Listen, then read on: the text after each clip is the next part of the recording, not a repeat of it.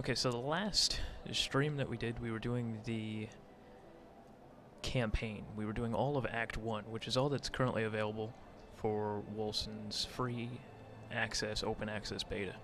We have since completed that, and I did a little bit of fooling around with the Endgame that currently exists in Wolcen. There's not a whole lot of it because it's just the beta and it's only Act 1. But the end game really comprises these two gentlemen here, where you have Dashing Eugene, who will give you some kind of like bounty to go on. It's relatively short, it's easy, it's like 5 minutes. You complete it, you get some experience, great. And then Alexander Ivakin. And what Alexander does is he gives you these expeditions that you could almost compare to like a Greater Rift in Diablo, where you can continually increase the levels of the enemies that you're fighting. There's Adept, Veteran, and Champion. The beta only goes up to Veteran plus 9, which I think is something like 40 additional levels or something on top of the enemies. It's actually hard. Right now I've unlocked a maximum of plus 7 enemy levels. I'm hoping to progress from there. Or you can just do Adept, which is relatively easy. It's one level above you, but you can roll area modifiers. And this is a little bit like Path of Exile, where you can have 22 less % rage generation on hit, which would hurt my build specifically, so I wouldn't use that one. All elite and lieutenant tier enemies receive an additional boss modifier that could be potentially dangerous. Enemies have plus 23 Aether resistance. That would be a great option for me personally, because I don't have any Aether damage. So I could choose that modifier. I could additionally get, like, I think it's up to 25% Magic Find and 10% item quality here just for that one modifier that doesn't affect me, which is cool. And then I can accept that, and I can continually add modifiers, 2,000 gold per modifier.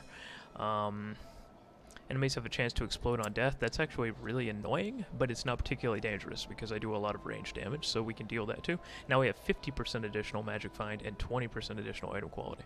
And that's how you ramp up essentially these greater rifts that you can do. And that's where the end game is of Wolcen, at least right now in the beta.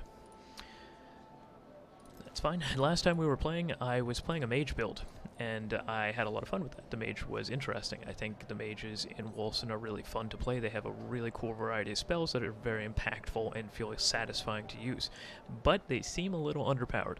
I was struggling with the mage once I got to the end game, so I decided to try my rogue character a little bit and see if I could do any better with this. I felt the damage was a little bit stronger and the survivability maybe a little bit better.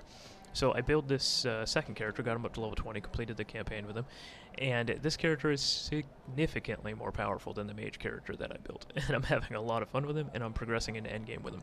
So let me show you a little bit about the build that I made. It's something of a gunslinger slash turret build, and it's felt very powerful. So we'll start with the grid, right? Because this is the most obvious question. How did you do your talent, so to speak? How did you do the sphere grid? And really, I just did the green and the red portions, essentially, of the sphere grid. First, I came down here through Sentinel, and I got all the projectile damage, because this is essentially a projectile damage build. And I went for cooldown reduction, went for 15% attack damage, critical hit damage, all the way down to Warmonger. And Warmonger was great because it gives a ton of extra weapon damage and attack damage, 15% attack damage, 15% attack damage, 15% attack damage, 25 ferocity, and then you get 2% global life leech, which is actually really good because this is a very fragile build, and healing for essentially 2% of the damage I'm doing, primo, so you definitely want that. I also came down and got Warmonger over here, the Manic Slaughter, plus 2% damage for every 100 unspent rage points. This is very important because this build actually doesn't utilize rage too much. I'm doing most of my damage through Warpath and turrets, and neither one of those is costly. And then right here, Appetite for Bloodshed is probably one of the single most important points on the entire sphere grid, because it gives me 35 rage generation on every kill, no matter how minor the enemy. So when I clear an entire wave of enemies, I just generate like 1,000 rage that I'm not essentially using, so it lets me benefit from the Manic Slaughter pretty much all the time. Then come over here and get all of this Ranger projectile stuff. This +1 pierce to all projectiles is probably the second most important point on this entire sphere grid, because it allows every one of your projectiles to pierce through one additional enemy. And when we're talking about like a turret or even Gunslinger, which we use a lot, this +1 pierce essentially doubles our damage, because instead of hitting one enemy, we're hitting 2 enemies with each one of those projectiles. I'm surprised that this isn't like an end cap point, but this point is very important. And then continue down with all the projectile speed, all the projectile damage, okay? And I also got this over here, 10% maximal health, 20% additional force shield. I was there anyway, I might as well get the point. This is a very fragile build. And then come up here through Soldier, and the important thing here is that you're getting this critical hit damage, weapon damage. You really want this 15% attack critical hit chance, and then you want to come over here to the wild card, which is the capstone. The 50% critical hit chance score, need to get that. And then come up here and get 15% critical hit 3 times, and also the 15% attack speed score. So there's nothing particularly complicated about this, and in fact we didn't get a whole lot of capstones. We got the wild card, Feast for the Crows, Warmonger, and Safe from Afar. I like the 175% additional damage if you're at a distance. This also works for your turrets, actually. So if you start like a boss fight with the turrets at maximum distance, and then you Warmonger, or you Warpath, all the way through, these turrets are at max range, and they're doing 175% additional damage at faraway enemies. It's ridiculously overpowered. It's one of the easiest ways to get a ton of extra damage. Regardless how you want to build this kind of gunslinger turret, doesn't matter, but you definitely need to get the Appetite for Bloodshed here, the 35 rage. You need to get the 2% rage for every 100 unspent points. You need to get the Safe from Afar, because it seems like a really easy 75% increased damage. You need to get the wild card, and you really need to get this +1 pierce to all projectiles. The other points in here, do what you want, really. I went much more damage and very little survivability, as you'll see when we go over the character, but you can do whatever you want. And then over here for the character, where do you put your points? Mostly ferocity. I put a decent amount into agility too, because I like the attack speed, particularly on the cannons, but most of your points go into ferocity, and right now I have about 689 DPS, and my crit chance is a 49% critical chance with weapons, which is nutty, almost 50% crit, and that's where a lot of my damage is coming from on this character, so you want to do that. In terms of abilities, let's go over those really quick. There's a couple that are very important, and then there's a couple that you can do whatever with. Your primary ability for this build is going to be the Avenger auto turret right here. This actually does the majority of your elite and boss damage, but actually doesn't do a whole lot of your trash damage, which I'll explain to you why. The very important skill that you need is the autonomous sensors. The turret can now turn and auto-target enemies. Turrets are actually really painful to use without this 8-point skill. Without this, really ugly stuff, so make sure that you're spending those 8 points. This one here allows you to summon a second turret. Seems a little overpowered. I really like having them both, and they're both autonomous, so they're both auto-targeting enemies. Really good. The other 8 points you can spend on whatever. I did turrets gain additional cannon, which almost doubles their attack speed, and then turrets stay active for a longer duration, so I don't have to spend them as often. I can stay rage capped more frequently. So that's the 4 that I would do. You have some wiggle room, but you definitely need this autonomous sensor, and I would highly recommend ballistic reinforcement so you can have 2 turrets up. Like I said, that's the majority of your boss and elite damage, but not your trash damage. It might surprise you to hear that the majority of your trash damage on this character is Warpath, and Warpath is why we have an offhanded melee weapon and not a shield or another gun. Warpath seems really overtuned right now in the beta. This is a charge ability. It's clearly a mobility ability. It's something that gets you across the screen or gets you out of danger, right? Sometimes into trouble too. But Warpath does a tremendous amount of damage. It can one-shot most enemies. And then right here, this last burning for lifeblood, this last point, this 8-point point, it leaves a damaging area on the ground for a few seconds. So as you're running, you're leaving this trail behind you. And that trail does so much damage. It hits so hard that you can just warpath through entire mobs of enemies, and most of them will just die either to the warpath damage or to the burning lifeblood that you leave behind you. I don't see why a mobility option is doing so much damage, but I'll take it, whatever. So we're using warpath. Not only does it allow us to go through the oh, hey Ollie, how are you? Oh, hey Don, I see the chat now. I wasn't looking at that. Can I donate money and ask Mike to give me a shout out? Here's a shout out to Don Lansing. He's about to be a Democratic National Committee delegate, hopefully someday a super delegate for New Hampshire. And since New Hampshire is the first primary state in the country, it has the most power in the primary race for Democrats or Republicans. So being a delegate in New Hampshire is like being a delegate on steroids. Don is pretty much going to help decide future presidents. So that's a shout out to Don. The voting is Saturday at 9 a.m. somewhere in New Hampshire, but the state's like this big, so I'm sure you can just walk to it and vote for Don. Yeah, sounds good. That's how that works, Don. Concord, New Hampshire, Saturday, 9 a.m. Vote for Don Lansing. He's the 7'9", Nordic-looking fella. You can't miss him. Super friendly. Vote for Bernie. I think he's a Warren, Elizabeth Warren fan, but that's okay. I don't think he'd mind Bernie Sanders in the White House. So that's what we're doing with Warpath. We're using Warpath to clear through the dungeons very quickly and to just annihilate all the enemies in our path. And then the other ability that we have here is Gunslinger's Brand, and this one's really important too, because this is where a lot of your boss damage is coming from. Essentially, you just whip out a gun, you charge it up for a while you choose different targets, and you just blast through all the targets. You really want Order through Chaos. Every shot of Gunslinger's Brand that hits an enemy increases the damage of the next shot. Since you can shoot like 20 shots in a row with this gets nutty. You can do like 40,000 damage bursts with Gunslinger's Brand. And that's the majority of your damage. Warpath for trash packs, turrets for everybody, and Gunslinger's Brand when you can for the bosses. And that's the build. The gear real quick here, if you even care to see that. As you can see, the gear isn't great. I just hit level 20 on this character about an hour ago, but I've been fortunate with a couple of my drops. I did get the unique helmet Bloodlust. I have a legendary chest, legendary pants, and a legendary one-handed weapon, a curved blade. In terms of the gems, your best gems are probably things that increase your critical attack score or that do just flat out ether damage. I've been fortunate enough to get a lot of embers, so I have 14% attack critical chance on this twice. And you're going to get a lot of gems. I would recommend just making a stash slot for gems so you can keep track of them all. So let's get into a dungeon real quick, and I'll show you how this works. I could talk about it all day, but until you see it, you're probably not going to really appreciate this. We're going to talk to Alexander. I'm going to do the adept version, but I'm going to roll a bunch of modifiers. At regular intervals, you'll be chased by deadly explosions. That sounds like a bad time, so I'm not going to take that. Enemies have a 44% decreased duration of crowd control effects, so that could suck if you were building a crowd control style of character, but I'm not. I have no crowd control on this character, so we're going to go ahead and take that. We're going to do 2,000 gold for another modifier. 29% additional health, no thanks. Enemies have a chance to explode on death. That's super annoying, and I'll show you how that's very annoying, but we're going to go with that, okay? We'll just go with those two for now. That gives us a 50% additional chance to find unique items, and the item quality is 20% higher, so that sounds good.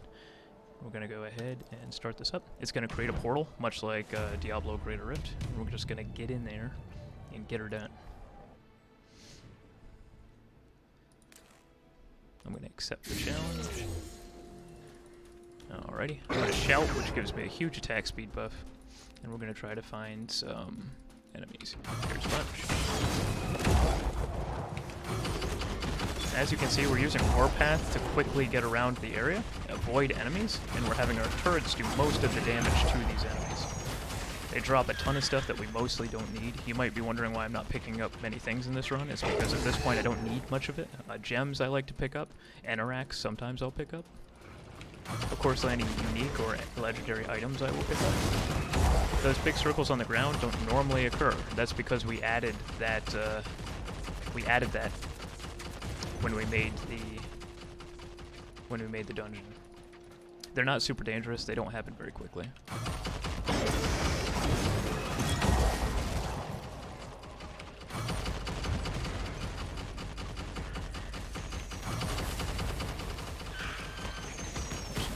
Right, we're going to grab that real quick. This character is extremely fragile. If I get hit, I die. So try not to get hit.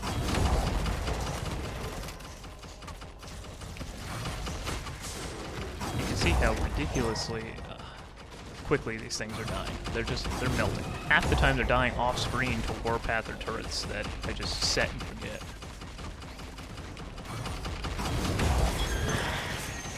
Warpath just doing work. For a gunslinger character, having a charge effect doing most of your trash damage seems weird to me, and I would expect the developer to nerf this come release. But for now, we're going to abuse the hell out of that. That's Gunslinger's Brand, where you fire very, very, very quickly, and each bullet is stronger than the last bullet. That's going to be a lot of our boss damage.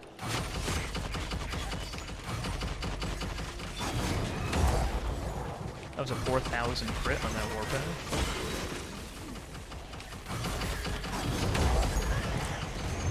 There's a raw amber. Do want to pick that up. One of the nice things of this game as opposed to Diablo is that this is not timed. You can go through this as quickly or slowly as you want to. Obviously, you want to do it rather quickly because you want your farm time, your gold per hour, experience per hour, things like that to be higher. But there's no rush. If something's taking you a long time, let it. You don't have to feel manic here. This is a big dead end, and I figured there'd be something nice at the end of it, but there is not anything nice at the end of it.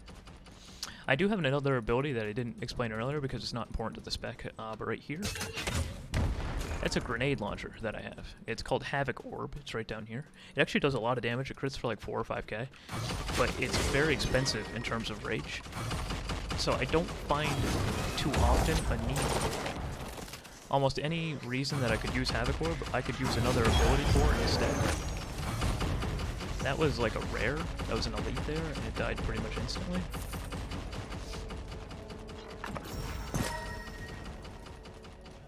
This is a cursed chest. We're gonna go ahead and do this event real quick. Stop that charge. I'm gonna drop down my second. Use my shout. That was a 6,800 crit on that Gunslinger's brand. And when you consider that I can shoot like 10 of those, yeah, it's nuts. You can do a 60,000 damage burst with that. Most bosses have about 80,000 health, at least at this level. So Gunslinger's brand is just a tremendous amount of damage. You can have a map up on the screen if you'd like, similar to Path of Exile. I don't normally use it, but you can. It's right there.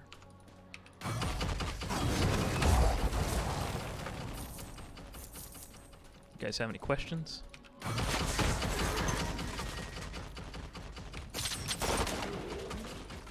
I expect you to see you all playing this when it releases, sometime around Valentine's Day. October 14th, I think. But I don't know how much it's going to cost when it comes out. I'm worried that they're going to charge AAA price for this because frankly it's a AAA quality. So it could easily be $60 on release. Here's some bosses here. So we're going to pre-shout for the buff. We're going to drop down a turret. We're going to charge 3 of them. We're going to drop down our second turret. Okay. And we killed him with a Gunslinger's brand on top of all the turrets. So yeah, you have to be really careful on those kind of boss fights because they can easily kill you. Like, easily. You can get one-shot by almost any of their mechanics. So this is an interesting thing about the endgame as well. You get 2 portals. This portal sends you back to Stormfall. It ends your dungeon delve, essentially. You get a reward for how far you went. Nice. This one proceeds you to the next level of the Greater Rift, essentially. Every 3 or 4 of the next level portals will give you a capstone where you can easily go there in the future. We're going to continue. Our bags are pretty much open. I just grabbed a couple of gems and a couple of Anoraks. So let's see how much further we can go. So far, 7 layers is as far as I've been able to go. But I think I can go way further than that.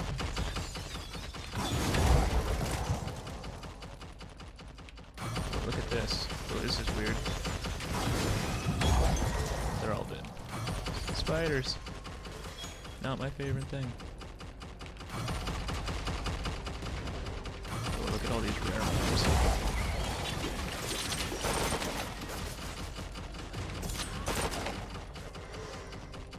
There's a lot of mobility in this game, especially with an evasion roll.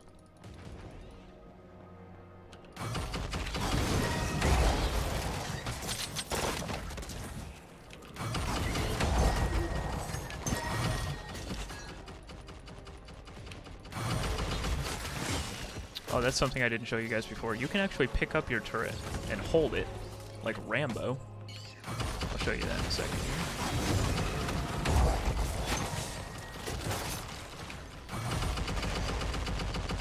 Yeah, buddy. Doesn't cost you anything. You can just do this indefinitely. It's badass. It's badass. When you originally get the turrets and they don't auto-target, it's actually easier to just hold the turret thing. See how much damage the charge is doing? It's nutty.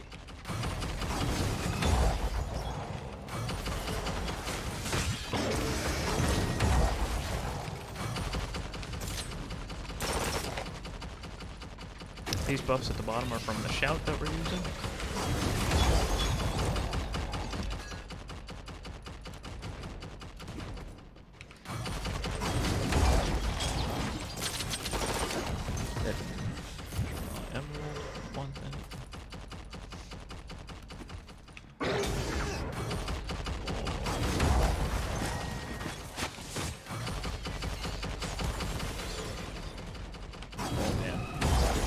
Oh my god.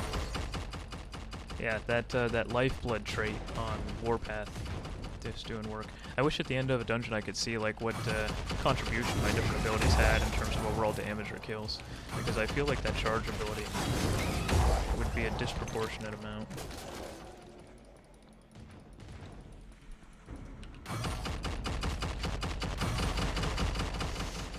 Two turrets, because that's necessary.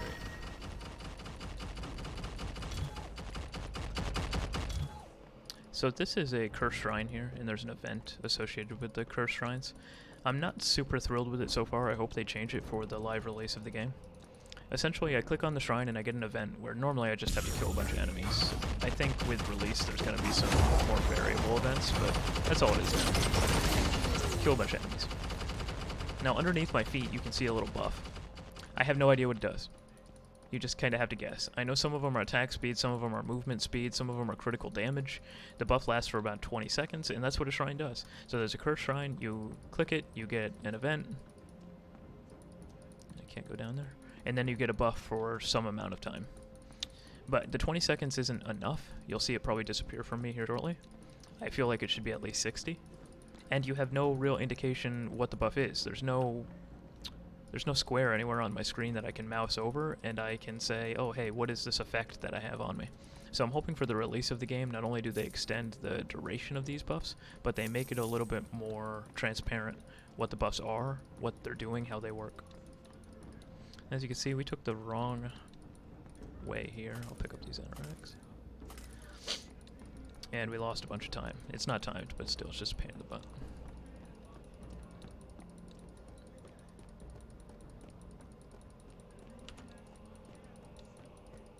These are all just bones down here, I think.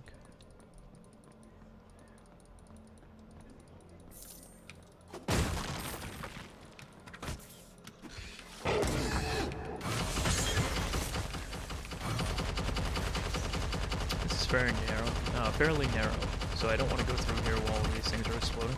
I actually don't know how much damage the explosion does, but I presume it's too much. It would probably kill me. I'm wondering if this is also a dead end.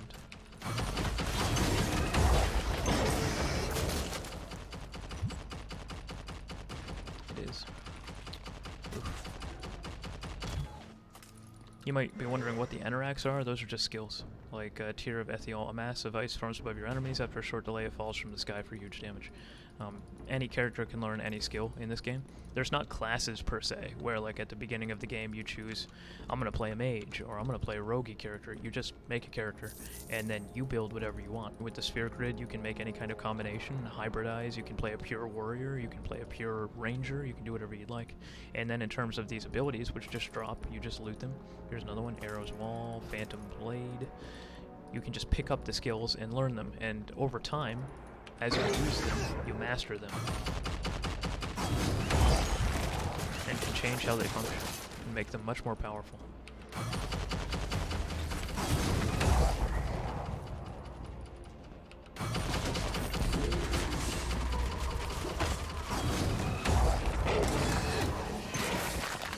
Oh shit, frozen. It's actually really dangerous.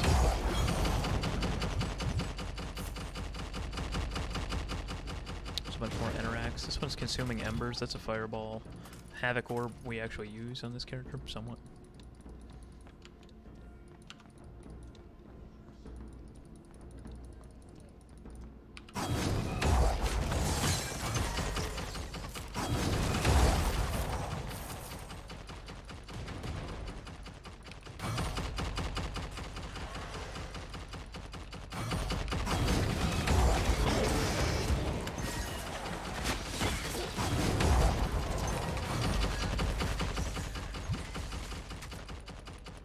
Here's another shrine that we can do real quick.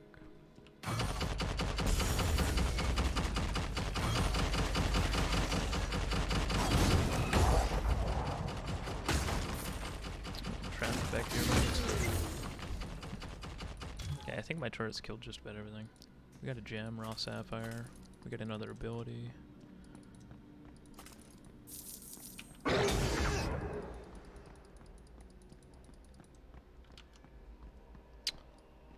Okay, where are we supposed to go here? This looks like the whole map. So if you look at the very corner of the map, the top right, there's a little yellow arrow, a little icon. And the icon is indicating what direction the final boss is in the event that you get a little lost and you're not sure. It says they're all the way up the top, so I'm guessing that it's somewhere in one of those areas. And it just hadn't spawned yet because I hadn't killed a sufficient number of enemies. That's what I'm hoping for. As you can see on the choice that matters over on the right, it says 110% magic find and +2 to enemy level. That magic find will increase. It will just continually increase the deeper that we go. So the chances of you finding really good gear, like these legendaries, gets higher and higher. Ultimately, the goal will be to have full legendaries outside of a couple of pertinent uniques. I don't know how far I'll grind, seeing how it's just a beta and it's going to get wiped in 2 weeks anyway. But that's the idea. The uniques are fairly interesting too. I can see some people making builds around specific uniques. Yeah, as you can see, the 2 bosses have now spawned because we killed enough enemies to make them appear.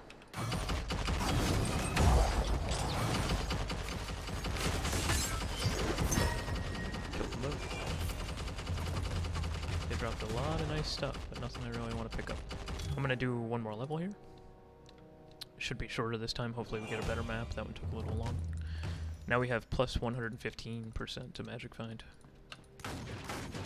Most of the environments are destructible too. Some of them even help you in battle.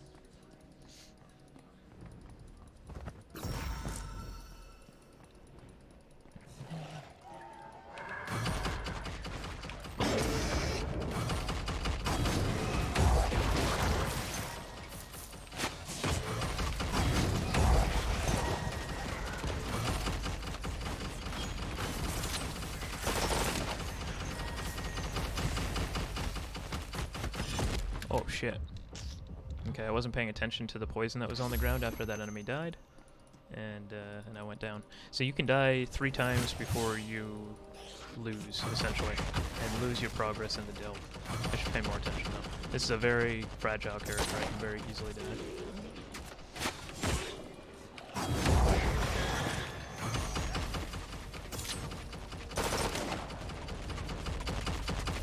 Pick up a couple more of these interacts. This is a huge group of enemies. Gotta wait for them to explode for sure.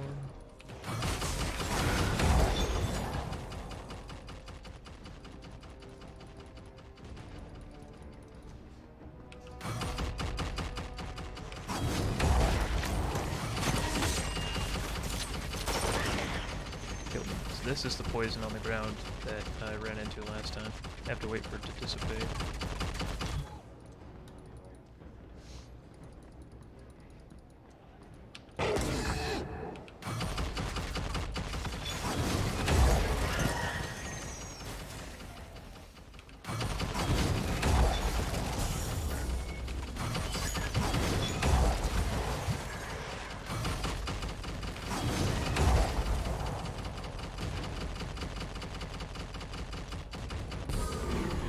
Chest in there too. Everything right on top of one another. It's good for us though, it's more efficient farm. That is a lot of stuff. Not gonna pick any of it up.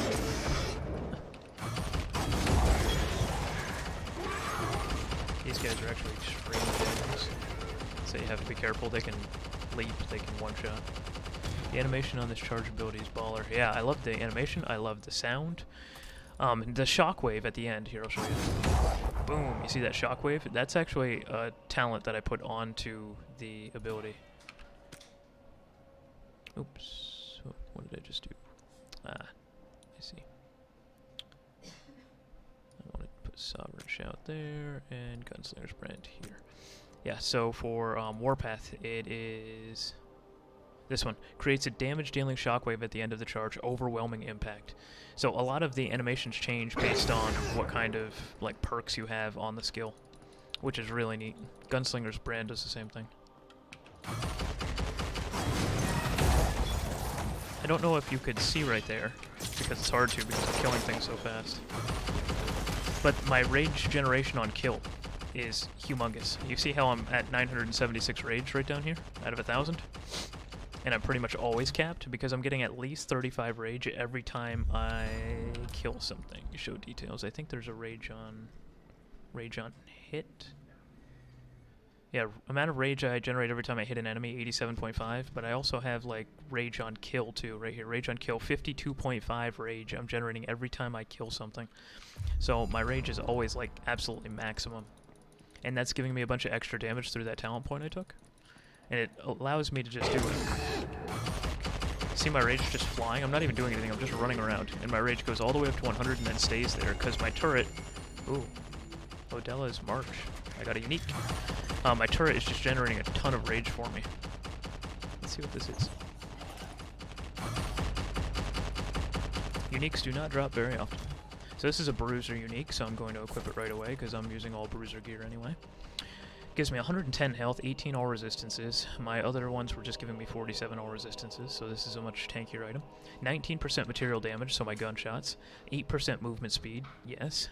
25 health, plus 25 health in this item, 100% health on this item, plus 12 resistances on this item. So, essentially, they're just tanky boots that give you movement speed. It's not the most impressive unique that I've seen, but it's definitely a good one. Also, if you look here on the top left of the item, it says level 23. Even though I'm level 20, it's because this dungeon has at least a +3 modifier on it because I'm 3 levels deep into the dungeon. That will continue. If I can get all the way up to like +20, you know, someday, this item would be level 40 instead of level 20. So that's cool. You can actually have gear that's significantly higher level than you are as long as you're going deep enough into these dungeons.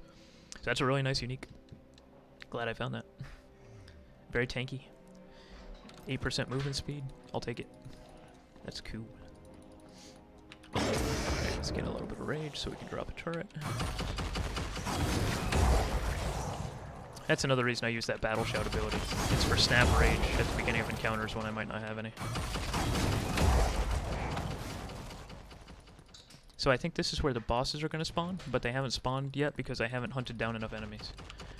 So let's continue through here until I can kill a couple more mob packs, and then those bosses will spawn. Welcome aboard, anybody who might be joining us for the first time. If you have any questions, let me know.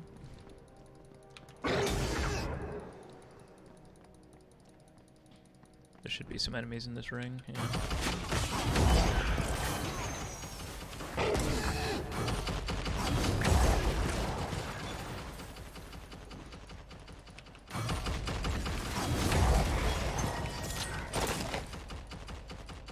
I want that raw sapphire. Grab this chest real quick. Nothing good. I'll grab that interact. So it looks like northwest of us. There's a bit of the map that we didn't uncover. We could always just go down here at this next left. Either of the two is fine by me. I don't like going downward in ARPGs because you can't really see.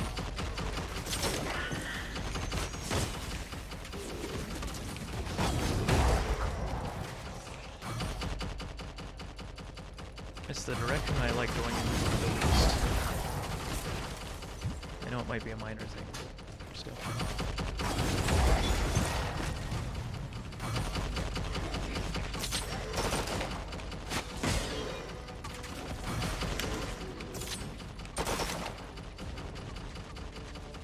The movement feels very good. Okay, so we did what we had to do actually. Now we have challenged the boss. Grab this raw emerald, this interact. We don't have a whole lot of inventory spots left anyway.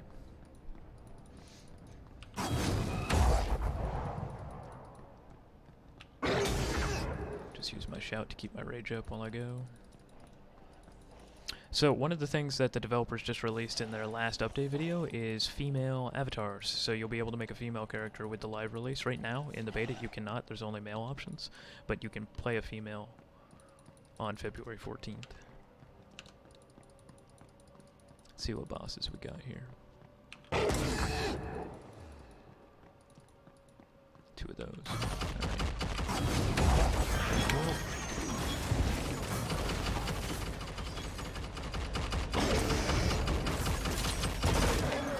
Dead. He was charging up an attack that probably would have killed me. Let's see what we have here. Nothing particularly good. I'm going to grab some of these yellows because I think this is as deep as I want to go for this. Because I'll show you how you can turn it in and all that. So here we go. Go to Stormfall, so that ends that dungeon delve. And then just come on over here and sell any of the stuff that you really don't want. Perfect. And then turn it into Alexander. And he gives you a ton of experience, gold, and a bunch of items of your choosing. You automatically get these top two, and then you get to choose of the bottom ones. I presume if you go deep enough into these dungeons that you'll have some really good rewards to choose from. So far, all of my rewards have been like rare and just essentially vendor trash. But that's the idea. So that's the build that I made. And that's a quick introduction to the end game of Wolcen. I know that they're going to be adding a whole lot more for the actual release. This is just little level 20 stuff, but that's what you're looking at. You can come over to Demetra and sell all these Eneracs that you don't need, which for me is pretty much all of them. I get, as you can see, 2,000 primordial affinity every time I sell one of these. I have 130,000 now. You might be thinking, what do I do with primordial affinity?